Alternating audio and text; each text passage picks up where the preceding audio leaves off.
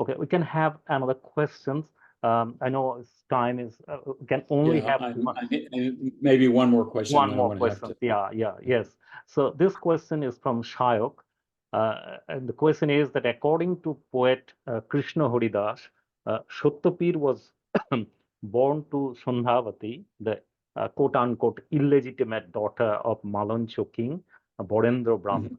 Uh, and then 18th century poet Shankaracharya said that Satyapir is the son-in-law of King Ala. Another Mhm. theory about this is that in the early Middle Ages, uh, Sadhok Pir Mansur Hallad was a Satyadarshi religious leader. He preached himself as Satyadarshi or Satya. His murids called him Satyapi. On the other hand, the earliest mention of Satyanarayan is found in the Reva Khanda of the Skandha Purana and the Uttar Khanda of the Brihadaranya Purana. Right. A si- You can find the references yeah, in the chapters yeah, in yeah. A similar chapter 6 of Witness. Right. A similar deity to the Satyanarayana is found in the Mahabharata, the name Satyanayaka, which is widely worshipped by the Hindus of Maharashtra. Similar deity is Mhm. Satyanarayana. Satyadev is one of the deities worshipped by the Nath Yogi community of Bengal. Now, the question Mhm. is, what is your observation about Satyanarayana and Satyapir with respect of all these doctrines and theories? They don't designate a single identity. And see, here's where moving from what you do, what you are versus what you do. They're names, but these are fictions, fictional sources. Fictions create a world of their own. And the fiction from one story is not the fiction of a second story or third story or 200 other stories. They have the same name or a similar name, and it's our mistake to think that they're referring to the same figure.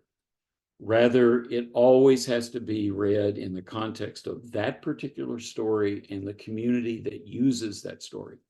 So, is Chateau Narayan, Chateau Pir, is Al Halaj, I mean, all of these different. Uh, are they the same? I would say that's not a productive way of going at this, of trying to understand it. Because if we treat them as the stories, when that's what they are, they're narratives, they're fictions. Now, if you're a believer, then this question is moot. If you believe, then you've already dictated your answer. It's not even an intellectual exercise because your answer is already predicated in the fact that you declare belief. But if you look at it as fiction rather than a belief statement, then each one of those stories stands alone. Each one of those stories creates its own world. And it's trying to understand what that story is doing, first of all, internally. And for those who study literature, you'll know what I'm talking about. And then how that is pragmatically absorbed by the community that circulates that story. Now, do the people who circulate the story, let's say of Chateau Pier that I included in Needle at the Bottom of the Sea, are those the same people that declare Al Halaj has some connection with Chateau Pier, or that anyway, you get the point here. So the answer is no, of course not. Each one of those is a discrete example. There may be some similarities. They may even borrow imagery. They may even borrow tales. And in fact, if you read carefully the very brief introduction to the Chateau Pier story in Needle at the Bottom of the Sea, you will find that I translated the earliest version that I could get my hands on, but there are two other versions one is decidedly Hindu. In fact, I would almost argue Hindutva in its orientation. And the other one is decidedly Musalmani in its orientation. But the original is neither. And so, the same story can be used and is used frequently by people.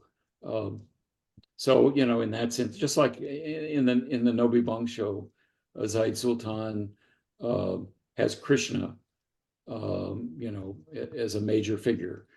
Shiva and so forth. So, are they the same? Well, they're stories, and the stories create the reality that they inhabit.